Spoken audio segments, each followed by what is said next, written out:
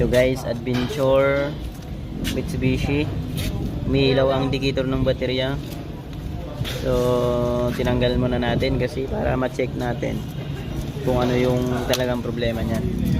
So nung pagtanggal natin, nakita natin pinalitan na pala ng diode. Ayan. Ito replacement na to, ibang diode na yan. Pero diode pa rin yan. Maaaring magkaiba ng value yan. Pero ito ang ano diyan.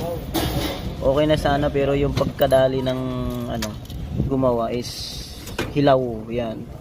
Magal din naman, pero hindi talaga tatagal ng forever. Parang pangsaglitan lang, forever lang yan. So ito guys, nakita natin, no? Ayan. Ayan. Tingnan nyo yan, no? Yung diode na yan. Itong isang na to. Ayan.